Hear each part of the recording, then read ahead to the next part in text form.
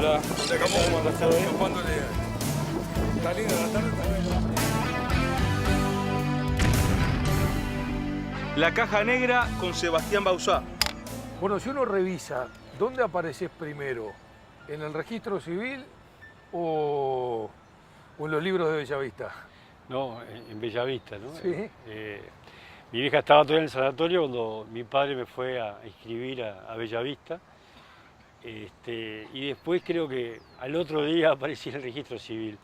Papá tenía una panadería, Los Tres Mosqueteros, que era frente a la sede de Bellavista. Ajá. Y bueno, mi padre antes tuvo panadería en San José y mi padre era uruguayo, pero se crió en Palma de Mallorca y cuando llegó al Uruguay le gustaba el fútbol y bueno, por trabajar frente a la sede se hizo hincha de Bellavista. Pero, a ver, mi viejo, duele decirlo en el sentido que era hincha de Bellavista, no era antinacional y Peñarol, porque él decía siempre que gracias a los partidos Nacional y Peñarol íbamos a vivir 2 o 3 meses. Pero nunca fui a ver un partido de Uruguay con mi viejo al estadio. Mira. Él iba a ver a Bellavista, iba a ver la cuarta, la quinta, la sexta, la séptima, pero si no jugaba a Bellavista, no iba al estadio ni iba a ver un partido grande. Nunca fue un clásico mi padre. Ese recuerdo lo tengo, empecé a ir después con mi hermano a ver otros partidos, pero con mi viejo era Bellavista. Empezábamos el sábado de tarde, domingo de mañana y domingo de tarde, y bueno, después concentraciones, pero el recuerdo que tengo del viejo es Bellavista, no del fútbol. Ya. Pero ese fin de semana amplio, ¿qué incluía? ¿Ver a los juveniles, por ejemplo? Sí, todo, sí. Empezábamos a ver el sábado de tarde, seguíamos el domingo de mañana y después el domingo había que ver la tercera, que mi madre rezongaba porque a veces no comíamos ni el postre para ir a ver la primera. Aparte, papá trabajaba los domingos también y entonces iba y venía, era su vida y de alguna manera, bueno, nos inculcó Bellavista y lo que es el fútbol, ¿no? Claro, era otra época, ¿no? Digo, era una época en la cual uno convivía muchísimos con los jugadores, yo tengo recuerdo de quedarme en la concentración, hay cuentos, digo, me acuerdo cuando el Pulpa Echemendi era técnico de Bellavista, era la única vez que el viejo no me dejaba entrar al vestuario, pues yo era un niño, y él me dice, este vestuario no es para vos, me dice, y no me dejaba entrar. Porque bueno, la manera de manejar el plantel del Pulpa, para un niño a veces era bastante fuerte, ¿no? Ahora, de todas formas, me imagino, contextualizando, que él tendría una conducción muy patriarcal, muy de acercamiento con los jugadores. Sí, totalmente. Y me ha pasado después de grande, cuando, bueno, comencé, vamos a decir, meterme como dirigente, encontrar exjugadores de Bellavista y decirme, gracias a tu padre me casé, gracias a tu padre compré la primera propiedad. Y la verdad que son de las cosas que me enorgullece, es que jamás nadie habló mal de mi padre. Pero mirá lo que incluye eso, porque incluye de repente la mano para asistirlo, pero el consejo también. Sí, totalmente. Mirá, los jugadores de alguna manera, a veces en broma, le decía a los jugadores, vos cumplís 3 veces por año, me venís mangueando todos los días, decía, ¿viste? Pero era algo muy querido, ¿viste? Sí. Y la verdad que ahí uno aprende a vivir el vestuario y el respeto al jugador, ¿no? Claro. En aquella época, aunque eran profesionales, era imposible y también los ayudaba trabajando, digo, en la empresa nuestra han trabajado muchos jugadores de Bellavista y se ha acercado y ha mantenido de alguna manera ese fuego por el fútbol hasta el final. El viejo siempre decía, ¿no? Digo, yo me voy a ir de Bellavista cuando se presente alguien. Papá fue 25 años presidente de Bellavista y nadie se presentó. El día que se presentó alguien, yo me voy. Y bueno, y ahí papá le pide... Sí, Arce Achurian y Matías Vázquez, en ese momento era presidente de la AUF y le pide para ser presidente del Colegio de Árbitros. Claro. Y bueno, fue el contacto máximo que tuvo con la asociación fue ser presidente del colegio. Y vos, si bien, bueno, ligado desde el origen a Bellavista, y de alguna manera canalizaste eso de intentar y no ser profesional, pero sí jugador, con el Mariscal Nasaz. Claro, sí. En eso mi padre me enseñó, en Bellavista no vas a jugar. Si querés jugar, hacete un cuadro, me dijo. Y bueno, Bellavista ya existía en la liga universitaria, entonces bueno, la idea fue fundar el Mariscal Lasasi, que era con compañeros de clase, y sí, jugar en la cancha de abajo de Bellavista. Y como todo cuadro de la liga, me acuerdo que la camiseta de Mariscal es negra, la compramos en un remate en Covadonga, era de licra, era espantosa, pero bueno, fue la primera camiseta que tuvo el Mariscal, y la verdad que todavía verlo seguir jugando el Mariscal Lasasi, yo tuve un vínculo muy grande con la liga, lo tengo hasta este momento, sigo dando una mano y trabajando por la liga universitaria. Y bueno, después está lo otro que se mantiene también, que es la tradición de confiteros, ¿no? Sí, sí. Los dos vicios de mi viejo, ¿no? El fútbol y el Leondor. Yo me recibí de odontólogo en diciembre del 84 y bueno, en un primer momento hacía las dos actividades, ¿no? De mañana tenía el consultorio, o de mañana iba al Leondor principalmente y de tarde iba al consultorio. Después mi tío, que era el socio de mi padre, se enferma y ahí el viejo me pide que le dé un poquito más de otra mano más y bueno, tuve que largar el consultorio y dedicarme 100% a la empresa, hasta hace 15 años que ya me quedé solo, porque bueno, mi padre se enfermó, después murió y mi hermano se retiró y quedé, bueno, retiró, mejor dicho, una negociación familiar y quedé con el 100% de las acciones. Bueno, pero es eso, ¿no?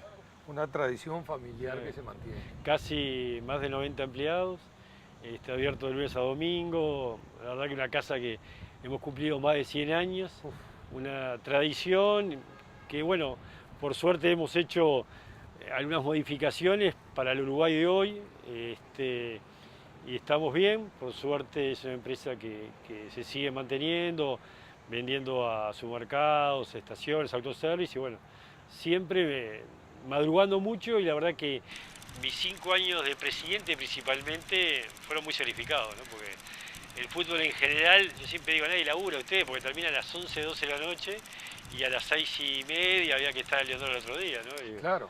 Y me costó mucho. En algún caso, ya vamos a entrar en el tema de tu actividad recargada a nivel AUF, pero la Leondor era la oficina. Claro, de mañana había varios cafés, ¿no? Los mozos me bromaban. Todos toman café, nadie deja propina acá. Claro. Pero claro, los temas mano a mano los manejaba de mañana y sí, de tarde la asociación. Tenía una encargada, Teresa, que fue mi mano derecha, con mi señora, que siempre me decían, bueno, el día que dejes el fútbol, Teresa, me jubilo. Y mi mujer me decía, no vengo tanto rato como venía antes, aunque sigue trabajando a la par conmigo. Te propongo una breve pausa, Sebastián. ¿Cómo no? Y bueno, y hablamos un poco de esa etapa más reciente en el tiempo y más desgastante también. Sebastián Bauzá nos acompaña, abrimos la caja negra, ya estamos por ustedes.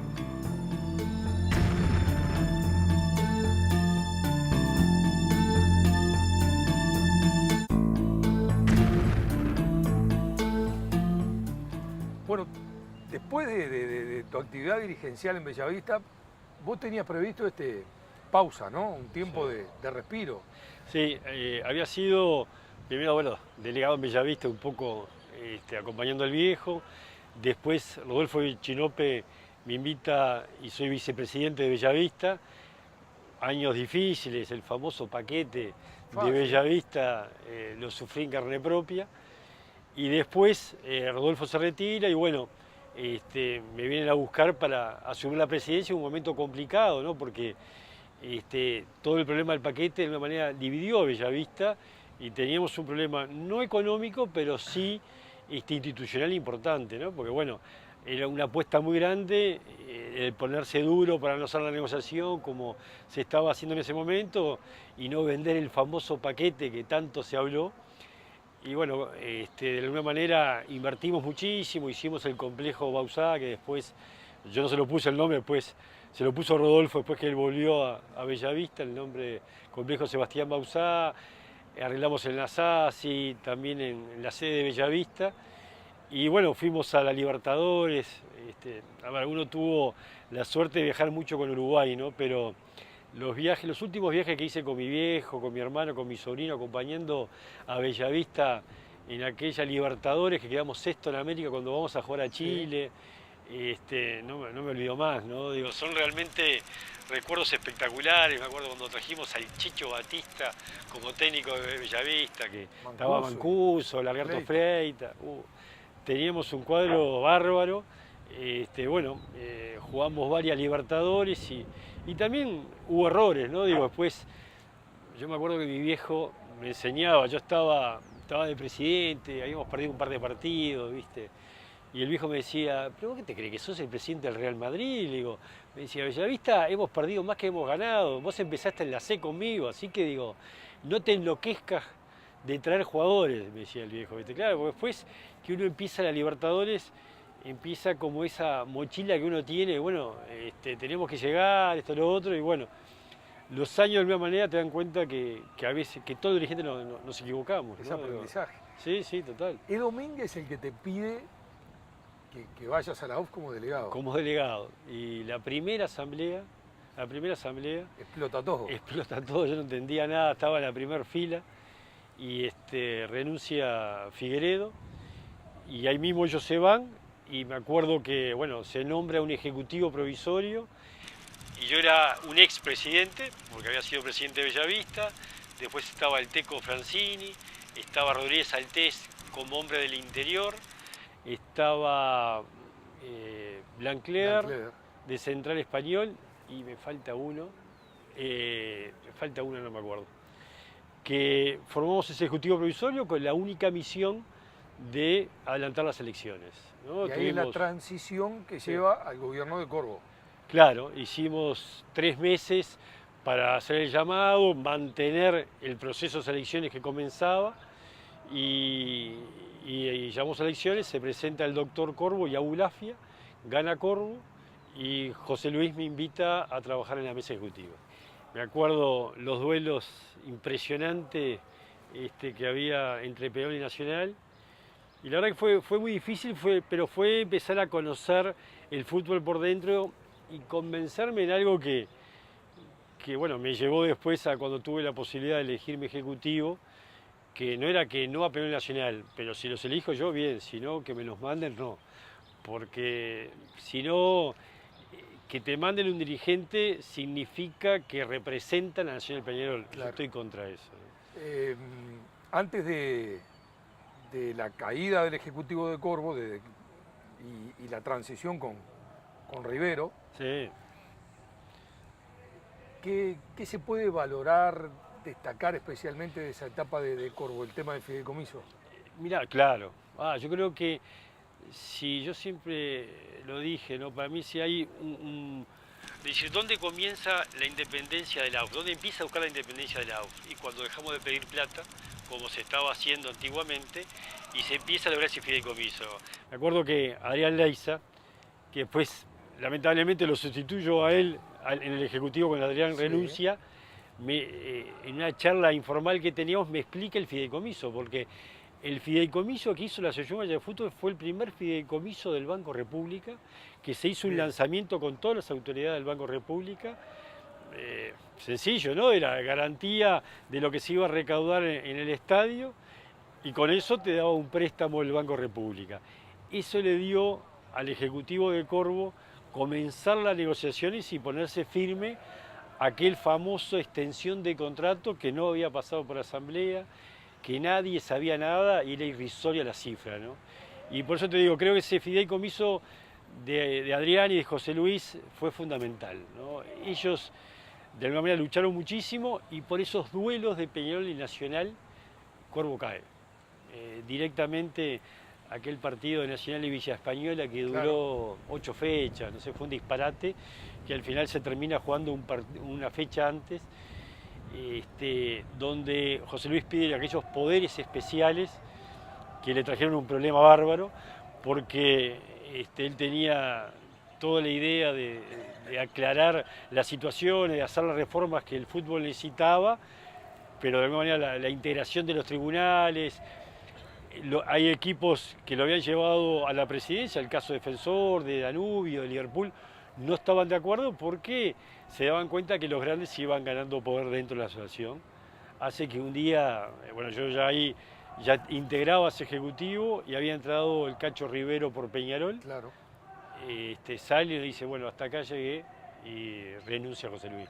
Impresionante el relato, la descripción de esta historia reciente, pero el reflejo de cuánta cosa trascendental ha pasado a nivel de política deportiva, de gobierno de la Asociación Uruguaya de Fútbol. Las luchas de poder, que bien describís, pero también los pasos lentos que se fueron dando para que la AUF tenga su espacio autónomo. Vos integrás ese provisoriato donde está Rivero y después es del campo el que te propone. No, bueno, ahí, ¿qué pasa? Washington Rivero queda de presidente, yo estaba de vice, estaba H y Ovidio Cabal. Bien. Peñarol deportivamente venía muy mal y hay una idea de extender la liguilla a 8 clubes. Y Washington Rivero se niega a hacerlo y él dijo, bueno, si tengo que renunciar, renuncio, pero yo esto no lo puedo llevar, ¿no? Porque Peñarol estaba séptimo, octavo, entonces la manera de poder clasificar era llegar a octavo. Las cosas como Fue son, controversia con su sí, propio sí. equipo. Y bueno, y él renuncia y ahí quedo yo de presidente con H de Ovidio Cabal. Y yo dije, bueno, que era imposible seguir como presidente, que había que renunciar. Si yo renunciaba ya se caía el Ejecutivo de por sí, porque quedábamos 3 y había que llamar a elecciones. Yo hasta acá había cumplido un ciclo, pero bueno, ya estaba. Y bueno, me acuerdo que fuimos a cenar, estaba cenando en familia, ¿no? Que dije, bueno, ya está, terminé el ciclo, y Arturo me llama y me dice, mirá, en la asamblea hay unanimidad que vos agarres como presidente. Digo, no, Arturo, no sé qué, lo otro. Y yo le digo, mirá, yo voy a poner condiciones. Y mi primera condición es que yo vaya a nombrar al Ejecutivo. Pedí lo que quieras porque digo, todo el mundo quiere que seas presidente, así que estás en la mejor posición para negociar. Y si yo no me equivoco, estuve casi 2 meses único como presidente porque no encontraba cuál era el Ejecutivo mejor para llevar adelante. Estaba convencido después de lo que pasó con Nacional Villa Española, que los grandes no podían integrarlo, por lo menos para terminar ese mandato. Y en ese momento nombro el Ejecutivo con 4 presidentes de la Asamblea, 4 presidentes de 4 chicos, ¿no? Estaba Lucas Blasina, que yo lo pido, que era de Rampla, después estaba Raúl Rodríguez, Ernesto Del como hombre del Interior y Marota como central español. Ahora, hoy, con las cartas vistas y viendo un montón de sucesos que ocurrieron después, ¿hubieras elegido los mismos 4? No lo hubiera elegido y la verdad que bueno, me dolió mucho las cosas que pasaron después, ¿no? Aparte, en ese momento veíamos que había un problema primero deportivo, que Uruguay tenía que llegar a clasificar al Mundial, porque otro Mundial más sin Uruguay era un problema económico muy grande. Y después lo que había pasado políticamente en la asociación le hacía muy mal a todos, ¿no? Y teníamos que estar unidos, ¿no? Y estuvimos unidos para lo que fue la parte deportiva. ¿Qué pasó? Hasta el Mundial de Sudáfrica no hubo ningún contrato de televisión, que es cuando comienzan las grietas en el fútbol, ¿no? Digo, los derechos de televisión, lamentablemente, primero no hay conocimiento y segundo es la grieta del fútbol. Exacto. Y yo me acuerdo, bueno, los resultados deportivos por suerte se nos dieron, clasificamos al Mundial, pero antes de ir al Mundial de Sudáfrica hago una asamblea por el tema de derecho de televisión y nunca me voy a olvidar cuando Palma me pide la mano y me dice, mirá, Sebastián, clasificamos último, peor de lo que fuimos no podemos volver, esperemos el Mundial para negociar los derechos. Y vaya si valió esa espera. Bueno, la situación económica era complicada, pero yo enseguida, cuando tiró la idea me pareció perfecto. Habíamos clasificado con Costa Rica en aquel partido acá en el estadio, claro, que haber sido los partidos que más sufrí después del 1-0, que casi si nos empatábamos quedábamos afuera. Y bueno, la historia de Sudáfrica son de las cosas que no nos vamos a olvidar nunca, por lo menos la generación nuestra. Ojalá los jóvenes tengan algún otro momento como este, ¿no? Vos tenés un segundo ciclo, que es cuando volvés a poner como condición, elijo yo. Sí, sí. Y ahí se arma el Ejecutivo que marcó una época. Sí, y te digo bien cómo fueron los pasos. Cuando llego a Sudáfrica, Lucas Blasina me dice que él se tenía que dedicar a Rampla, que no iba a seguir. lo de Del, él se iba a ir a Cerro Largo, y yo dije, bueno, entonces a comenzar de nuevo con la historia de este ejecutivo. Y primero, hablé con Damiani y Alarcón, y le dije, yo no tengo nada contra el Peñarol Nacional, pero voy con la política de que yo quiero elegir gente de Peñarol Nacional para mi ejecutivo. Y en un primer momento no tuvieron ningún problema. Ricardo Alarcón, me acerqué y le dije, mirá, tengo dos nombres, pero Eduardo de la Peña es un hombre que, ex jugador de fútbol, creo que le va a dar al fútbol y al ejecutivo algo diferente que nunca había pasado, que un ex jugador respetado, empresario. Si me dejás, si ustedes me dan el ok, Ricardo de primera, sí, perfecto, no tengo problema. Y con Peñarol tenía dos nombres, Juan Pedro Flores, que era también un empresario que yo jugaba al fútbol con él y lo conocía y estaba trabajando en juveniles, y con el otro que me reuní fue con Amadeo Tati, que me pareció una persona, un abogado, que tenía mucha experiencia en Peñarol y toda su experiencia deportiva también iba a ayudar en su momento. Los dos clubes terminaron diciéndome, tenemos problemas internos, nombrá lo que quieras que te vamos a acompañar. Increíble. Pero lo que quieras significa no Nacional Peñarol, no hay problema. Y bueno, ahí marcamos de alguna manera, porque ahí sí, ahí comenzaba un ciclo nuevo, un ejecutivo que hasta hoy por hoy son de los amigos que me ha dejado el fútbol, ¿no? Como vicepresidente Miguel Cejas, en su momento presidente de Cerro, Fernando Sobral, que habíamos vivido esa lucha de los cuadros en desarrollo para tener una ubicación dentro del fútbol, dentro de la asociación, Aníbal de Olivera, que era un hombre de Tacuarembó, que había estado en el colegio de árbitros con mi hermano, porque mi hermano también estuvo en el colegio, y Donato Rivas, como el hombre de experiencia para estar cerca del maestro Tavares. Bien. Y ese fue el ejecutivo. Y en esa difícil misión de tener que convivir con Tenfield, su incidencia, su influencia y su poder, hubo que negociar. Para nosotros hubo un antes y un después en la asociación, bajo nuestro mandato, fue cuando tomamos la decisión de comenzar a terciarizar los temas importantes y empezar a aprenderlos. Los grandes temas tienen que ser tratados por profesionales. Técnicos. Sí.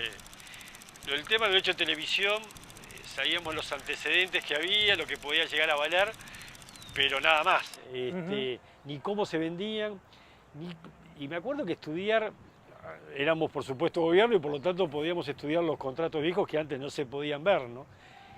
Era muy emborroso porque había una extensión que no había sido votado, y ahí llamamos primero a 3 consultoras donde le damos las copias de los contratos, no solamente para pedir presupuestos, sino para que nos digan cuál puede ser la mejor negociación. Déjame nombrarlos: CPA Ferrer, Guía Regules y BDO. 3 consultoras internacionales muy importantes. Nos llevó mucho tiempo tomar la decisión, y bueno, y ahí ya empezaron las rispideces, ¿no?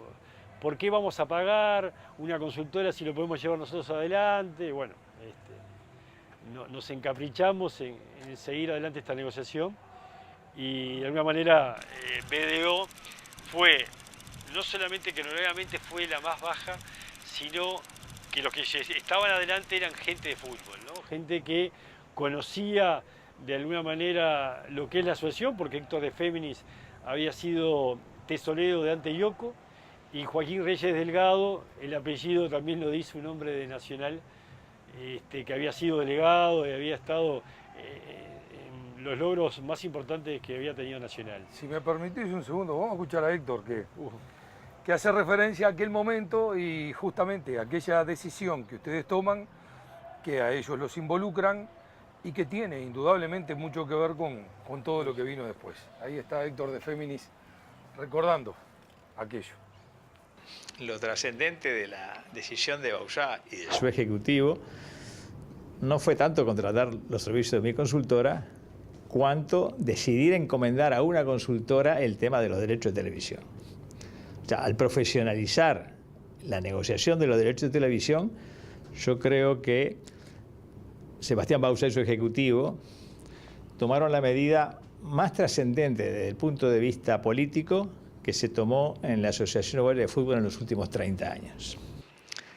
Esa gestión permitió hacer conocer al mundo del fútbol algo que les era totalmente desconocido. Acá sacando los dedos de una mano alcanzan para decir cuántos, ni los periodistas, ni los dirigentes, ni los de la asociación tenían noción de cuánto eran los derechos, cuánto podían valer, cómo se tenían que vender, cómo tenían que manejarse. Y esa decisión en el fútbol de hoy, el ingreso de los derechos de televisión en todas partes del mundo es el sustento de todo el programa y el plan deportivo. De modo que todo el proceso del maestro Tavares depende un poco de los ingresos que tenga la asociación. En esa gestión Bauzá y su ejecutivo permitieron llevar desde 1 millón y poco a 12,5 millones de dólares en esa oportunidad, que al renovarse después en el sucesivo contrato llegó a 18 millones. Pero además, por la forma en que se negoció, impidieron vincular ese contrato con los anteriores de Tenfield que venían muy mezclados y que en definitiva fue una negativa muy fuerte de ese ejecutivo, lo que permitió que en el 2016 vencieran las opciones que tenían por la vestimenta y por los sponsors. O sea que aquella decisión no solo llevó de 1 a 2 y de 2 a 18, cuanto que además fue la que permitió generar los 24 millones por los 7 años de la vestimenta y los X millones de los sponsors que van a ingresar. Por eso creo que Bauzá y su ejecutivo tendrían que tener un lugar en letras de molde en la Asociación Uruguaya de Fútbol, que lamentablemente, porque es lo que realmente ocurre, como la mayor parte de los periodistas están del otro lado, pocas veces se puede opinar con fundamento de la real importancia de aquella decisión. En letras de molde, dices. Bueno, digo, no sé si tanto, pero creo que es tan claro lo que dice Héctor como fueron claros esas asambleas. Mira, si hay algo que hasta Héctor me decía, vos me hacés abrir la caja negra diciendo paso a paso las negociaciones que vamos a llevar. Y yo le decía, mira Héctor, mi experiencia en el fútbol, este es un tema oscuro y es fundamental que los clubes sepan la información y cuál es el camino. Y la verdad, Héctor me decía, ¿te parece? ¿Peso confidencial? No, digo, acá tenemos que decir dónde está el negocio, ¿no? Dividir de alguna manera los derechos de televisión para Montevideo, para el Uruguay, perdón, y para el exterior, qué es lo que puede llegar a valer cada cosa. Y mirá que fueron meses de mucho trabajo. Yo me acuerdo que en un momento Héctor me llama con Joaquín y vamos a una consultora que pagamos un estudio para saber, porque no se sabía cuánta gente paga el cable, cuánta gente paga el fútbol y cuánta gente podría pagar para ver la selección. Cifras que no se manejaba. Acá hablaban de 200.000, no, que son muchos, de 300.000. Y nadie sabía cuánta gente realmente pagaba el cable para ver el fútbol uruguayo y cuál era el ingreso que tenía que tener el fútbol gracias a la venta de los derechos. Por eso me pareció muy bueno el trabajo de ellos. Y lamentablemente, ¿no? Un poco lo que dice Héctor, ¿no? Acá cuando, me ha pasado a mí, lo he pagado en carne propia, cuando uno no es pelear contra nadie, sino trata de que los mejores ingresos sean para la asociación y lo mismo que hice en la AUF y me quedo con conciencia tranquila, lo hice en la Conmebol cuando me tocó ser presidente, ¿no? Digo, a ver, acá hay otra propuesta, vamos a estudiarla, vamos a hacer un llamado a precios, que dé 9-1. Y en ese momento yo estaba defendiendo la empresa que tenía el monopolio acá.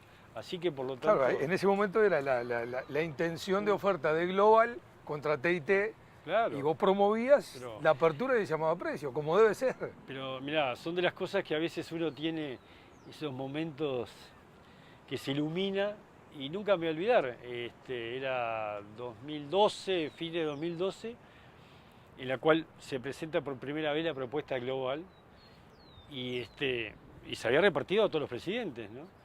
Y en una reunión de presidentes en Buenos Aires se va a votar la extensión del contrato de Libertadores Sudamericana. Y yo pedí la palabra, estaba Bursaco y no me acuerdo el nombre que estaba por la empresa brasilera. Y yo hablé de ellos, le dije, mire, yo no lo conocía a ellos, ¿no? Le dije, mire, acá hay una propuesta que según las cifras que yo tengo es superior a la renovación. Por lo tanto, pedir un cuarto intermedio para tratar los temas. Por supuesto que dieron 9 razones para no hacerlo. Le dije, por favor, pónganlo en actas, y esa acta me la quiero llevar. Y son de las cosas que me he guardado en mis mejores recuerdos. Vamos a hacer una pausa, pero sensación simplemente te pido. Cuando ves esa foto del ejecutivo de Conmebol, están bien armados para la foto. Y están, hoy en día, todos presos, menos vos. ¿Qué sentís? La verdad que, a ver, la plana mayor era de esperar que tuvieran mal final, ¿no? Digo, es decir, yo tuve, cuando comencé el ejecutivo, una persona que me hizo abrir los ojos y saberme cómo manejar, que era Harold McNichol. Cuando yo llegué con Harold, de alguna manera tuvimos varias charlas y él me decía, mirá, yo en la Conmebol sé que no se puede cambiar, yo voy a tratar de representar la Conmebol en la AUF y ese va a ser mi camino. Por otro lado, José Luis Corvo también me había dicho los problemas que él había tenido, ¿no? Y, a ver, estaba Grondona, estaba Teixeira, estaba Leos, y después, sí, Esquivel, como para decir el grupo mayor, ¿no? Yo lo decía sarcásticamente, el Parque Jurásico, decía. Y después había una gama de presidentes jóvenes, cuarentón, cincuentones, que... Sí, bueno, Naput, después Jaude. Sí, que pero mismo Chiriboga, que de alguna manera se vivían quejando de lo que era la Conmebol. Yo me acuerdo que una de las primeras reuniones estaba en la torre, estaba Conmebol las oficinas y atrás estaban haciendo el hotel, ¿no? Y yo pregunto, ¿qué están haciendo ahí atrás? En la reunión del Ejecutivo, y Leo dice, este va a ser el hotel de la Conmebol. Digo, ¿pero qué es un hotel nuestro? Digo, ¿y cuánto nos salió? Pregunta, no le salió un solo peso a la Conmebol. Entonces no es nuestro, decía yo, si no nos salió un peso, viste esas cosas que, no. Y aparte los balances no estaban los números, ¿no? Fue cuando, bueno, empezamos a tomar la decisión de no agotar balances porque... ¿En algún momento vos tenías, estando ahí, la dimensión de lo que pasaba? A ver, lo peor uno lo veía desde el punto de vista hasta deportivo. A mí nunca me voy a olvidar cuando había hubo una una reunión del comité ejecutivo y habían echado 2 jugadores de River y uno, no sé, del Cali. ¿Tá? Orden del día, sanción a los jugadores de River y Cali. ¿Cómo decís? Digo, pero ¿cómo? ¿Nosotros lo vamos a sancionar? Decía yo. Y era así, claro, ¿no? Grondona decía, bueno, hay que llevar 4 fechas, porque Independiente tal cosa, lo otro. Digo, pero no hay un tribunal. Yo la verdad que no sabía que no existía un tribunal. No existe un tribunal de disciplina, no, esto es un tema nuestro, esto, lo otro. Y ahí empecé a trabajar, la verdad, con presidentes que están, digo, pues tenemos que poner un tribunal de disciplina, comisión de apelación, sí, pero siempre lo pedimos. Bueno, al final embromé tanto que lo votaron. Bueno, vamos a tener un tribunal de disciplina y comisión. Bueno, pongamos los nombres. Ahí me tuvieron como 3 meses más. Hasta que llegó un momento de que ya no podía más, y dije, bueno, esto va a ser un papelón. Y lo juro por mis hijas, ¿no? Adelante todos los presidentes, agarro una hoja, corto 10 papelitos, ¿verdad? Pongo Argentina, Brasil, uno en cada papelito. Le digo, entrevero, digo, vamos a sacar 5 papelitos. 5 va a integrar el Tribunal de Disciplina y 5 el Comité de Apelación. Todos me miraban, digo, vos estás loco. Digo, así. Digo, después cada país tendrá que poner su representante. Pero pongámonos nombre y apellido a este tribunal. No podemos seguir más discutiendo esto. Papelito por papelito. En ese momento yo llevo a Adrián Leiza a integrar el Tribunal de Disciplina. Y bueno, a ver, como todo, cuando empiezan las cosas no empiezan bien, ¿no? Digo, en vez de ser profesionales o abogados, eran presidentes de algún club que debían favores y me acuerdo que creo que Adrián Leiza pasó a ser presidente o vicepresidente porque era el único abogado que integraba la comisión. Adrián me decía, ¿viste? Me metiste en la comisión. Bueno, pero hay que empezar a marcar el camino. Qué desorganización tan organizada, ¿no?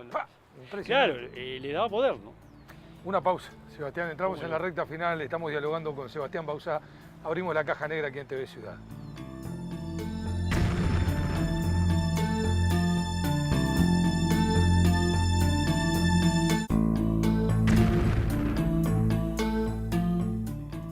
Antes de volver al tema Conmebol, Sebastián, ¿Qué pasó aquel día en el Belmont cuando estaba reunido con Gutiérrez y llegó Casal? Fueron días complicados, ¿no? Digo, días complicados y vuelvo a repetir, defender la asociación no significa estar contra nadie, ¿no? Y yo tenía una muy buena relación con las principales autoridades de Tenfield, más 2 por 3 venían al Leondor de mañana porque yo no podía tener reunión y de alguna manera me venían a visitar. Y bueno, ya era el momento casi al final de las negociaciones de la venta de derecho de televisión y me pide una reunión Gutiérrez en el Hotel Belmont, ¿no? Y yo le dije, me acuerdo que fue una reunión respetuosa, dura, pero respetuosa, diciendo, mirá, nosotros le vamos a hacer caso a lo que nos diga la consultora que contratamos y no es nada contra nadie, pero bueno, queremos lo mejor y pensamos por los números que nos han tirado que puede ingresar mucho más dinero, ¿no? Y viste cuando una reunión pasa media hora, 40 minutos y bueno, vos decís blanco, yo digo negro, no hay mucho arreglo, ¿no? Y ahí llega Francisco Casal, que la verdad que no lo esperaba. Y la verdad que se da una situación muy incómoda, porque bueno, no es que uno haya tenido tanta experiencia en negociaciones, pero bueno, maneja una empresa y sabe cuáles son ciertos códigos, que la verdad que como te hago todos los cuentos de todos, hay cosas que prefiero olvidarme, ¿no? Pero fue de los momentos más tristes que pasé, ¿no? Y de alguna manera me marcaron en qué mundo estaba y cuáles iban a ser las consecuencias por seguir esta línea, ¿no? Pero por suerte con el Ejecutivo hicimos un bloque, jamás tuvimos un no, una duda y nos mantuvimos en la posición de respetar lo que iba a ser mejor para la asociación. Y pucha si lo fue, ¿no? Digo, y hoy por hoy en este 2017, cuando las cosas volvieron a la AUF por hacer un contrato nuevo, nos damos cuenta de la posibilidad que tenía ese contrato donde dejábamos afuera todo lo viejo, donde se terminaba de alguna manera los partidos amistosos, los sponsors, y se vendía periodo por periodo la eliminatoria, tanto para el exterior como para Uruguay, pero solamente esos partidos y nada más. Sí, hoy en día está a la vista, ¿no? Y demostrado. Y ojo que nosotros estábamos vendiendo la eliminatoria de Brasil, Exacto. cuando Brasil no jugaba. Por Sí, lo sí. tanto, valía mucho menos que cualquier otra eliminatoria, porque Brasil es el que paga más, ¿no? Y se obtuvo una cifra muy importante para lo que fue ese momento. Sí, 10,5 más los 2 simbólicos de la estática de Uruguay Natural, y después se vendió en 18 el periodo siguiente. Ese día en el mensaje de Casal había afectación familiar. Mira, Mario, la verdad que digo, hasta mis hijas en aquel momento se enojaron conmigo porque y yo nunca lo hice público, lo que me pasó en ese momento. Pero bueno, cuando te hacen acordar a qué colegio fue, ese tipo de cosas, dan mensajes, ¿no? Digo, y la verdad que prefiero dar vuelta a la página y decir, bueno, son por suerte las cosas, los resultados deportivos y las cosas que se lograron fueron más importantes que esos malos momentos. Malos momentos que terminaron con ustedes fuera, ¿no?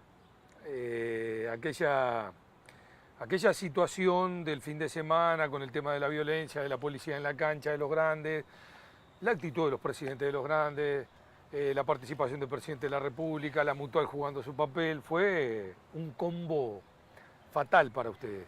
Pero Sí. también había situaciones precedentes, ¿no? Desde una asamblea donde se ponía en consideración el Código de Penas, Claro. y un presidente impidiendo que otros entraran a votar, hasta una nota de 7 clubes reprobando la gestión de ustedes. Ahí está, Mario. Yo creo que hay que tener memoria para acordarse, si vos me decís, ese fin de semana fue la gota que desbordó el vaso, ¿no? Pero ahora el tema de la violencia lo teníamos y una de las cosas que se habían discutido más en el periodo pasado fue la famosa quita de la responsabilidad objetiva y subjetiva, Exacto. después de la quita de los puntos. Y creo que no es el momento de discutirlo si está bien o mal sacar los puntos, pero sí quedó claro que la única manera que le duela a la hinchada, y es una lástima por los clubes, que a veces tratan de hacer las cosas bien, es que la quita de puntos, pero no quedaba otra, ¿no? Y la FIFA en aquel momento ya no estaba obligando a hacerlo. Entonces, frente a los primeros hechos de violencia que teníamos, habíamos asumido que teníamos que volver al código de disciplina de la FIFA, que no era el código de disciplina, después se termina votando. Varias reuniones entre delegados, todo el mundo estaba de acuerdo, pero bueno, llegó el momento de votarlos y éramos el Ejecutivo, no quiero equivocarme, pero no sé si éramos 8 o 7 clubes, había quórum, no lo podíamos votar, no estaban los grandes y tampoco cierta grupo de equipos que ya se nos estaba haciendo difícil llevar adelante el gobierno del fútbol con ellos. A partir de ahí se nos ocurre que era el mejor momento, acordándonos la frase de Palma, lo que te decía en el corte pasado, sí. Palma dijo, vamos a ir al Mundial de Sudáfrica siendo los últimos clasificados. Volvimos de Sudáfrica siendo cuartos, claro. Habíamos salido campeón de América, habíamos estado segundo, tercero en ranking FIFA, vamos a vender ahora las joyas, ¿no? Digo, vamos a venderlas ahora. Y tal vez haya sido el error de contratar de vuelta a BDO, sentarnos a hablar con ellos y comenzar de nuevo esa etapa de negociación antes de ir al Mundial de Brasil. Permitime, porque tiene que ver justamente con lo que estás diciendo y me parece que vale la pena escuchar de vuelta a De Féminis. A raíz de esa negociación previa, las relaciones quedaron tirantes y ya las relaciones Tenfield-Bausá pasaron por bastantes sinsabores. Cuando nuevamente para negociar los derechos de televisión para la eliminatoria de Rusia, Bausá y su ejecutivo nos vuelven a designar, nosotros aceptamos. Y tuvimos una reunión con Fullplay y con Hinkis y habíamos llegado a duplicar lo que Hinkis había pagado en la anterior. Pero a la mañana siguiente Bausá se junta en la confitería de León d'Or con dos de los principales de Tenfield y les comunica que tenían que negociar con BDO. A su salida uno ofrece llamarnos, ellos quedan en llamarnos, el otro le dice que sí, que se encarga él, ergo nunca nos llamaron.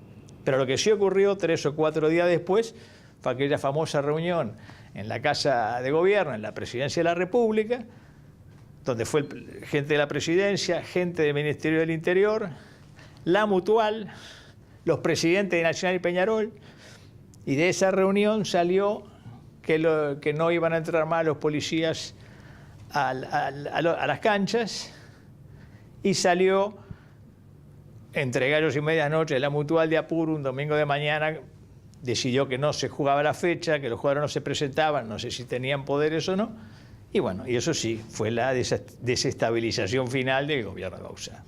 De modo que, digamos, la designación nuestra fue la gota que desbordó el vaso. Está muy claro el momento que vivimos, ¿no? Sí, sí. Y ustedes tenían fecha de vencimiento en el envase, eso estaba claro, ¿no? Ahora... Sí, pero ¿sabes qué pasó también? Es que faltaban 2 meses para el Mundial de Brasil. Y yo creo que a nadie se le podía ocurrir que un ejecutivo, después que luchó una eliminatoria, podía renunciar e irse.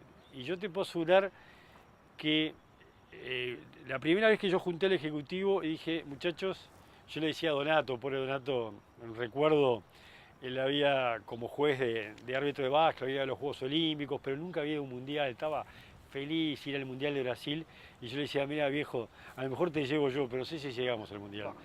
Porque después, a ver, uno está en esos cargos para poder gobernar y para tomar decisiones.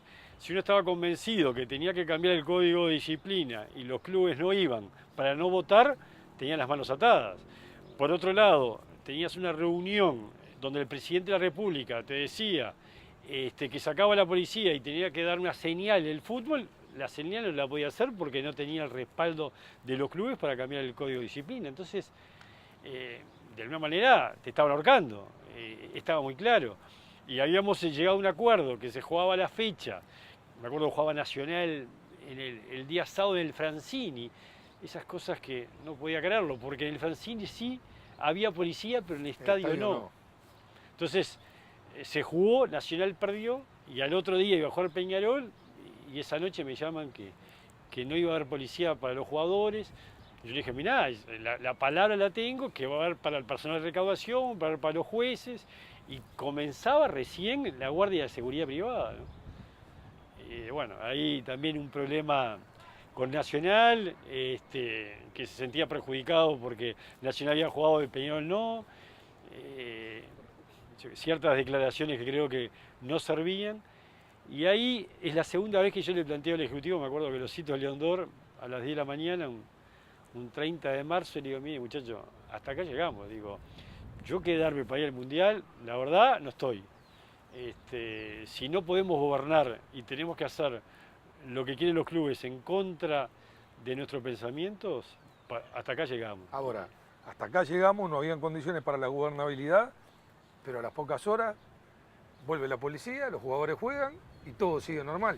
Ustedes afuera. A las 48 horas la policía vuelve y el fútbol comienza de vuelta con la policía dentro de los estadios. Y entonces fue una cama. Y yo creo que de alguna manera los astros se alinearon, ¿no? Como lo que pasa es más que eso, y me parece que ahí está lo profundo del tema, fue esa gota que desbordó el vaso, pero fue un proceso que bien describiste, fue un golpe de Estado. Sí, totalmente. Digo, no, ya éramos más que una piedra en el zapato, ¿no? Creo que, y la idea de vuelta de negociar los derechos de televisión, y quiero un minuto acá porque después las cosas pasan y hasta lo he tenido que sentir, ¿no? Porque ellos estaban del lado de Full Play, no, para nada. Yo a Hinckley no lo conocía. Me acuerdo la firma del contrato que se hizo en la asociación, fue la negociación de BDO, hasta vino a la confitería a hablarme Eduardo Arzuaga para decirme, mirá, yo creo que lo que están haciendo está bien, yo estoy en el medio, te conozco a vos, tengo una relación con Casal, voy a ir a la firma del contrato. Me parece bárbaro, digo, acá no es nada contra nadie ni a favor de nadie, ¿viste? Pero ojo, vamos a no olvidarnos, porque Full Play era el socio de Tenfield en las eliminatorias pasadas. Acá lo que hizo fue, después lo que pasó con Full Play, que es muy grave, ¿tá? Porque bueno, ha sido investigado por la justicia, no pueden salir del país, y eso hay que decirlo, y ojalá que las próximas empresas trabajen transparente, pero siempre actuaron igual.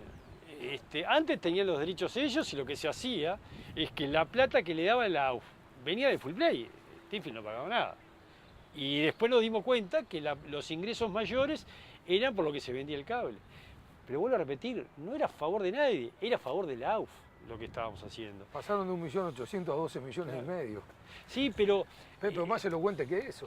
Ese contrato que hicimos en la consulta en el Ministerio de Economía era un contrato en la cual la prioridad la tenían y la cláusula de igualación era de 180 días. No existe, nadie se iba a presentar. Por eso Héctor de Femi me dijo, mirá, hacer un llamado a presión, no se te va a presentar nadie. Porque si vos tenés esa posibilidad, no había vuelta. Por eso dijo, vamos a estudiar cómo es y a dividir el negocio en dos y hacer dos contratos. De acuerdo. Es un mérito 100% de ellos. Sebastián, por estas horas se ha conocido el fallo judicial de archivar el caso, las denuncias con las que Figueredo te involucraba por el tema de coimas, de sobornos. ¿Cómo lo viviste y cómo lo tomás hoy? Mirá, nunca me voy a olvidar en mayo, y si me equivoco la fecha, corregime, del 2015, cuando una mañana me levanto temprano y la bomba era que habían entrado en el hotel de Zurich y se habían llevado la FBI a 4 o 5 presidentes, presidentes, autoridades, ¿no? Digo, y que había una investigación de la FBI en la cual se decía que había 9 presidentes que estaban de alguna manera en una aureola de culpa, que se seguía la investigación. Ahí fue las primeras manchas que me quisieron poner. Hubo titulares que los tengo guardados, donde decía Bauzá y 9 presidentes más se robaron $1,5 millones. Fueron de las cosas más duras que recibí y a partir de ahí fue una lucha con mucha tranquilidad en la familia, tratando de no contestar esas agresiones, pero que el tiempo de alguna manera iban a poner las cosas en su lugar. Después, a los 3 meses, aparece la lista del resto de los presidentes y por supuesto que el único presidente que no había sido investigado había sido yo. Bueno, ahí se había terminado de una manera una etapa, estaba bien claro que quién eran los presidentes que de alguna manera estaban investigados y yo había quedado fuera. Hasta que el 24 de diciembre del 2015 llega Figueiredo de Uruguay por ese famoso acuerdo que había hecho con la justicia uruguaya y en el primer momento tira que sí, que todos los presidentes habían recibido un dinero y el fiscal se lo pregunta quién era el presidente de Uruguay, había sido Bauzá, cómo sabía él, se lo había dicho Hinckley y era $300.000. Y después, en otra declaración que él hace, creo que es en junio, si no me equivoco, ya ahí hay otra versión en la cual dice que son 400.000 Y que te lo dio en la mano. y me lo había entregado la mano en 2 cuotas de 200. ¿No?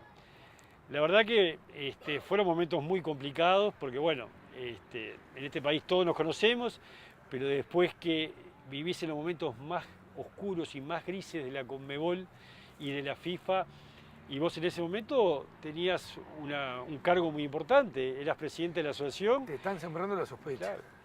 Y bueno, fui 3 veces a la justicia, primero como testigo, después ya me citaron por un informe que había del Banco Central con un error muy grave, en la cual habían hablado unos depósitos de mi señora que no eran tales, que ese día lo llevamos y se lo demostramos al fiscal.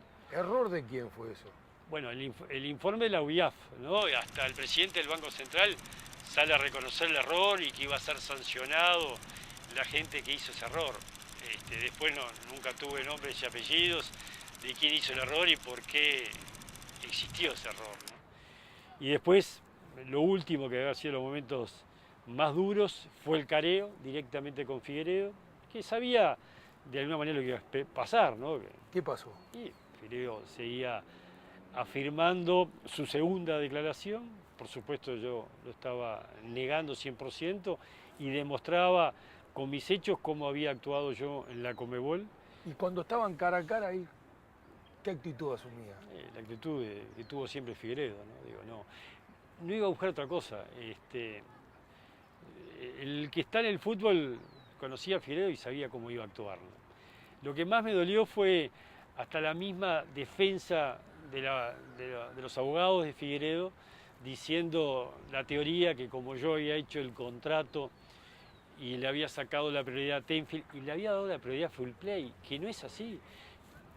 Bedegó lo que logra esa famosa prioridad recíproca, que era que si Full Play tenía lo de vuelta, todos los derechos, tenía que venir a negociar con la AUF. Y si no lo tenía, no existía prioridad.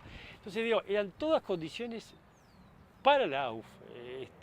Eso me dolió muchísimo y fue de alguna manera lo que me sacó y creo que lo que me habían dicho todos, no te calientes, bueno, terminé de alguna manera sacado porque si hay algo que tratamos de ser transparentes fue justamente con los contratos de televisión, ¿no? Que tanto problemas le trajo no solamente a Uruguay, sino al mundo entero.